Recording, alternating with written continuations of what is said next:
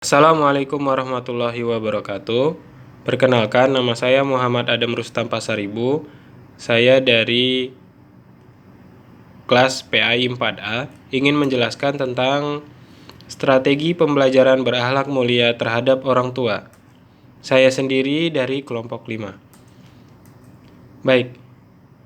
Strategi pembelajaran berakhlak mulia terhadap orang tua yang ingin saya jelaskan yaitu poin pertama, bagaimana pengertian strategi pembelajaran, bagaimana strategi pembelajaran menurut konsep Islam, poin ketiga, bagaimana pentingnya berakhlak mulia terhadap orang tua, dan poin keempat, bagaimana strategi pembelajaran guru dalam mengajarkan tentang berakhlak mulia terhadap orang tua.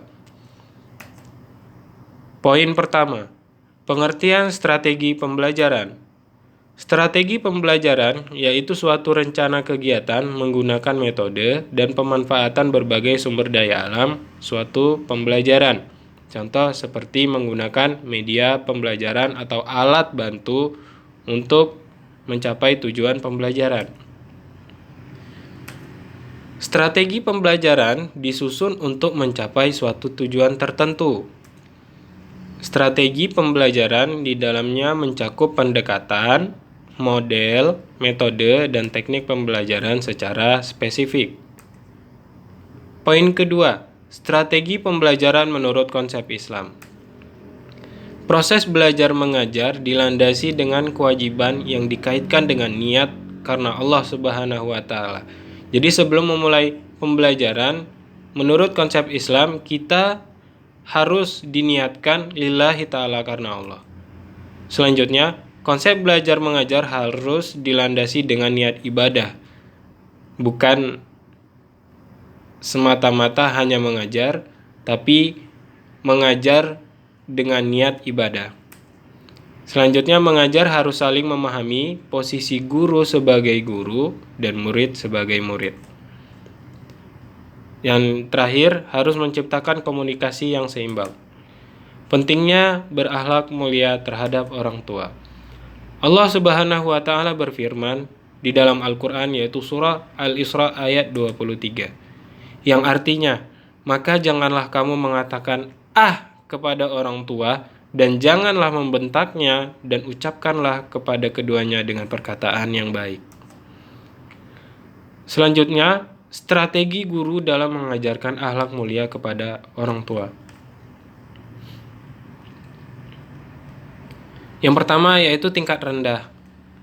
Pemahaman terjemah mulai dari terjemahan dalam arti sebenarnya semisal bahasa asing dan bahasa Indonesia, seperti penjelasan di dalam Al-Quran. Selanjutnya, tingkat menengah. Pemahaman yang memiliki penafsiran, yakni menghubungkan bagian-bagian terdahulu dengan diketahui beberapa bagian dari grafik dengan kejadian atau peristiwa, yaitu seperti menafsirkan surah dengan menyangkut pautkan kejadian yang terjadi. Yang ketiga, tingkat tinggi. Seseorang mampu menjelaskan dan menggambarkan kejadian yang ia baca. Selanjutnya, dalam menjelaskan berakhlak terhadap orang tua, guru juga harus memiliki beberapa pedoman, seperti yang pertama, memiliki wawasan luas tentang akhlak terhadap orang tua. Apa saja yang boleh kita lakukan terhadap orang tua, seperti sopan santun, tutur kata bicara yang baik, dan apa yang dilarang jika kita bertemu dengan orang tua. Yang kedua, menjelaskan materi kepada anak didik sesuai tingkat pendidikannya. Contoh seperti mengajar kepada anak TK, SMP, SD, SMA itu berbeda. Dan keempat, mempraktekkan materi supaya murid dapat meniru dan mengingatkan bahwa akhlak terhadap orang tua merupakan hal yang penting dalam kehidupan sehari-hari. Pentingnya mengajar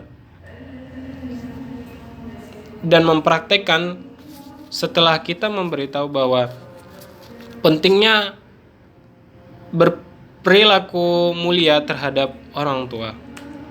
Dan yang terakhir, menjelaskan secara ikhlas, sabar, dan penuh tanggung jawab dalam menjelaskan materinya, yaitu menjelaskan bagaimana berakhlak mulia kepada orang tua. Terima kasih dan alhamdulillah materi yang sudah saya sampaikan kepada teman-teman. Apabila ada salah mohon dimaafkan. Wabillahi taufiq wal hidayah. Assalamualaikum warahmatullahi wabarakatuh.